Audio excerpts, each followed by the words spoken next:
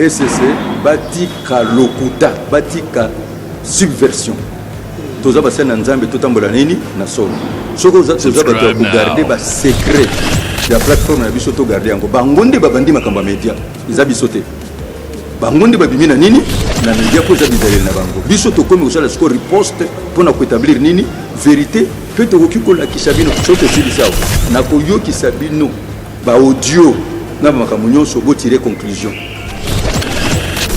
niveau ya ngai omemelinga $50,000 pona likambo zota la destinée ya mboka 40 ans ya ministère on za kusakana na bato mboka depuis Zaïre et puis yokana bisa yo soko zo mona mboka yokanga bango bazali ba église missionnaire ça ko dépendre na Occident na Europe kuna nde bazwaka ba injonction na bango batika lokuta peuple pe koyeba lokuta na bango pasteur artiste comédien boya na kotatola TV eza pasteur biso bate na kotatola TV tala mutu nanga ekomo kita na kotatola TV tozo tatola pe mabe onyoso bino bozo sala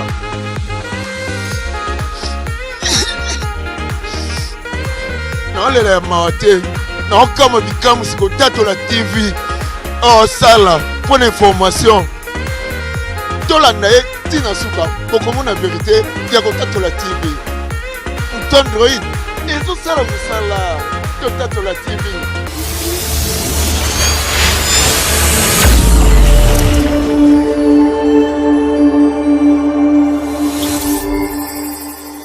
Nous vous avions promis les lots devant l'évêque général. Il y a l'église de réveil, il y a Congo, Bana Congo, Mona Congo Mbotena. Merci, Mbotena. Boni santé na opé santé à l'église de réveil au Congo. Tous enfants. Nous avons besoin de biso, nous avons besoin de l'église de réveil et l'église des eaux continue ensemble malgré le confinement. Malgré le confinement, Makamonyo est commis, bino vous en forme. Qu'est-ce qui fait que vous allez en forme? Na ba difficulté nyo so est commis na yo na église na yo. On connaît la valeur d'un homme devant les obstacles. Valeur et amutu n'a pas obstacle. Et puis, les choses dire sont pour les hommes forts. Donc, pour Nangaï, j'ai une autre vision des choses. En tant que leader, je dois garder la tête haute et établir une vérité. Voilà, je crois par rapport à vos occupations, on ne va pas vous prendre beaucoup de temps. Évêque général, Lelo Oyo, Teoki Kombo na yozali beaucoup plus cité na makambo ya vote ya Rosar Malonga et Kabolina Bino Moko Banganga Nzambe. Qu'est-ce qui se passe entre vous au Boko Yo Kanate Lelo? Bon, on a qu'au résumé en gros. Vérité zali que tozali na plateforme à confession religieuse. La plateforme à confession religieuse. Tozali 8 confessions religieuses et nalingi na peso ba point oyo bato bazali ko comprendre te hein et sengela ki to sala vote oui tozala ki na 24 nini candidats pour na poste moko secrétariat technique na biso ezala dirigé par Abbé Chol. Biso plateforme de confession religieuse est dirigée par la CENCO et par l'ECC à Bakambina. Tango présidente nationale et Assemblée nationale plutôt à Bengi Biso, ce qui bango base la logique et réforme pour bango des autres Biso, il fallait voir ça non, token de voter, tout ça les gosonini réforme.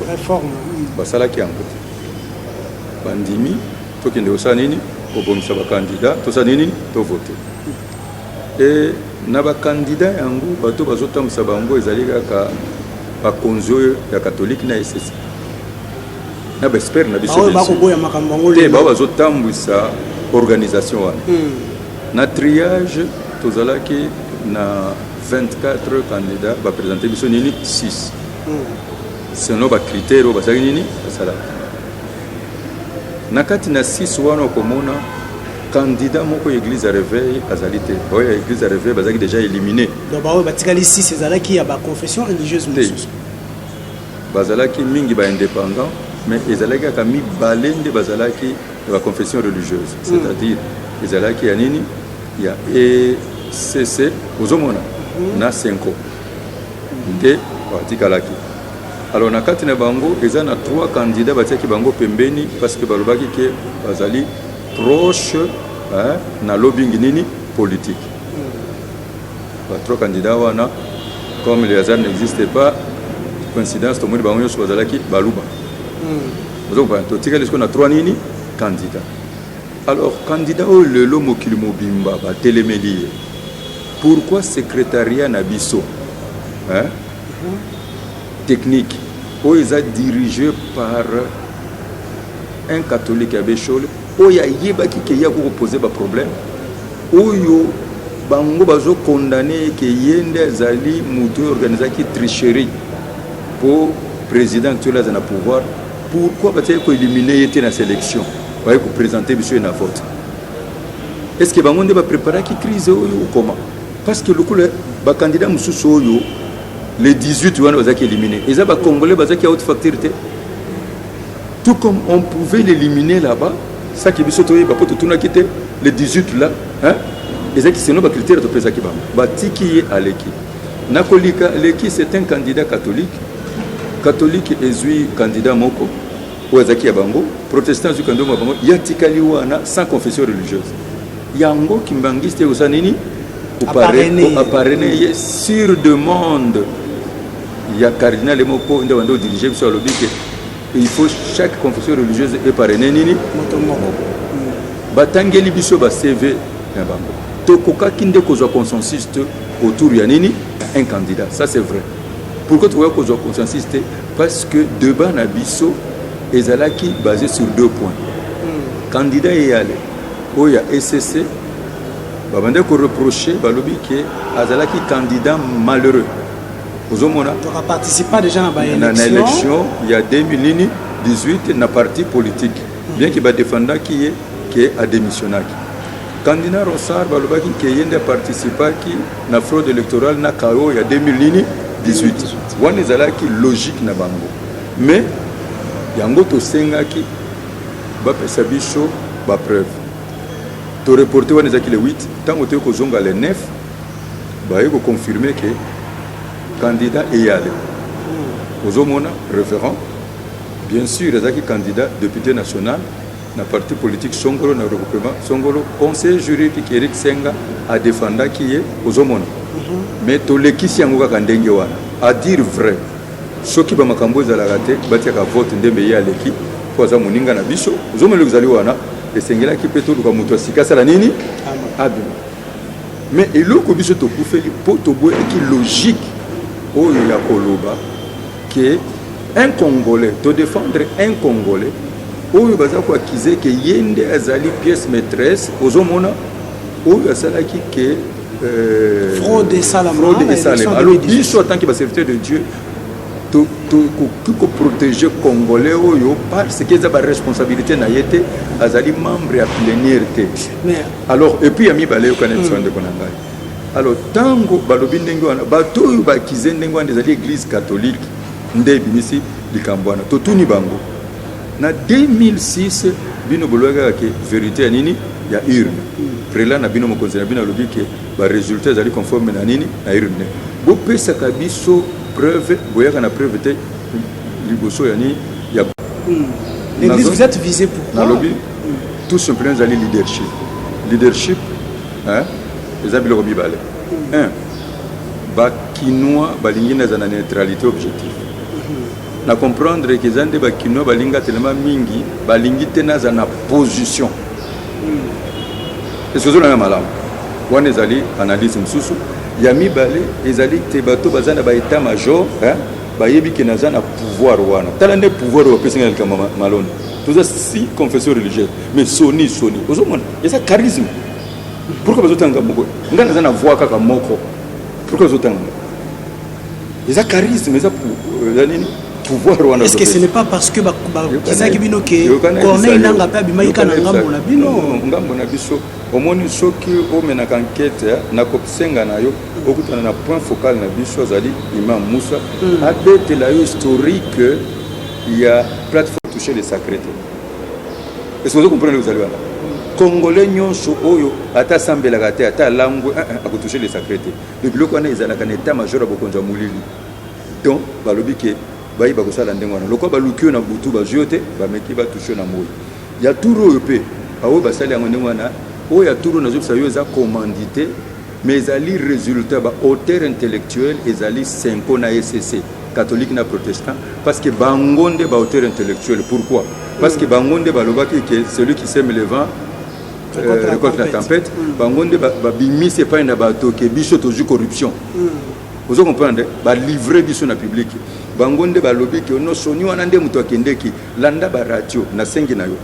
Vraiment rendre l'église à toi mandala la tête baza nzambe solo na lokuta na wepe utoucher musali na nzambe te yango na tiki justice na nzambe sanini et sala ba basali yango nzambe répondre bango. Alors on appelle ça qui avertissement parce que naza menacé butu naza menacé moi naza menacé na nyoso est-ce que nga naza na pouvoir ko tia nanga wana plutôt Ronsard pouvoir ni bazo psanga.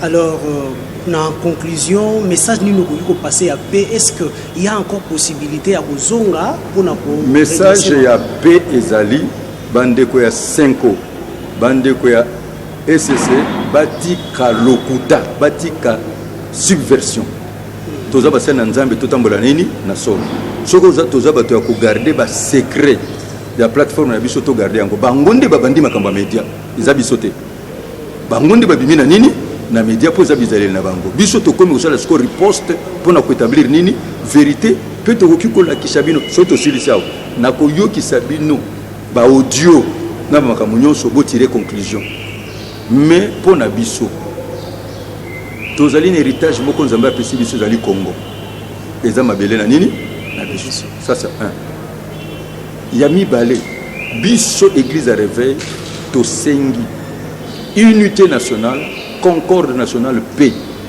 yango tolobi ke lokola biso plateforme à confession religieuse nde tozali objet à crise responsabilité zali nini partagée tofungoli dialogue tokofanda tokosolola pour donner une solution à l'état et solution oyo ekosala peuple congolais asala ndenge nini azana kimia mais il faut bayeba nana zana solo nana zana lokuta pe nangi kwebisa bino yo zali sur le terrain vérifier ba société civile bato nyonso bazotomboka bazali commandité par banana osikoyo banana bazopsa bango ndenge nazolo belo biso tozwi mbongo te sikoyo bazo livrer biso azuk 50 000 azuk 40 000 est-ce que ça ba mbongo na niveau ya ngai pour na 50 000 nakende ko sacrifier mboko $50,000 niveau ya ngai omemelinga $50,000 pour na likambo zota la destinée ya mboka 40 ans ya ministère on est kusakana na bato mboko depuis Zaïre et puis yokana bisayo soko zo mona mboka yokanga bango bazali ba église missionnaire bazako dépendre na Occident na Europe kuna nde bazwaka ba injonction na bango bomona kabango bazana ba subvention bomona bango toujours na ambassade est-ce que bomona kabiso biso tozali ba église missionnaire oyo ngande na zaliawa nzambe apinginga na bandira mutu moko lokola yo maboko tile loto ke mokili mobile nous sommes différents et ce sont na malamu biso tozali église oyo balobi ke fondateur azali nini congolais bomona kabiso na ambassade te alors eloko na biso oyo biso tolobi batika lokuta peuple pe akoyeba lokuta na bango soki baza na vérité babimisaka yango donc ndenge tozali awa tokomi surpasser tokofanda ensemble tokosolola po biso nde tomemi crise ozomona responsabilité partagée topesa pe l'état solution. Merci beaucoup pasteur révérend Sonika Futa. Merci beaucoup, je crois à la suite c'est au prochain numéro. Les amalamu parce que basala kabo soko za information venez à la source. Merci. Merci.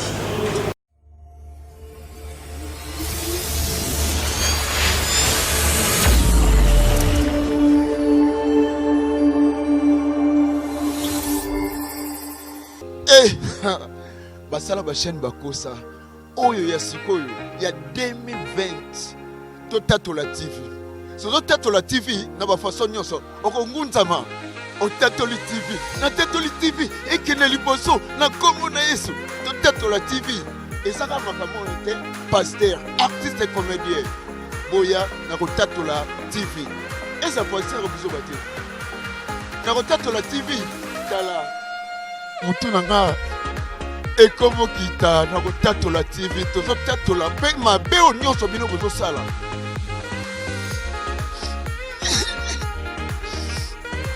naolela ya mawa te naokama bikamusi kotatola TV osala mpo na information tolanda ye ntina suka kokomona verité ya kotatola TV moto android ezosala mosala totatola TV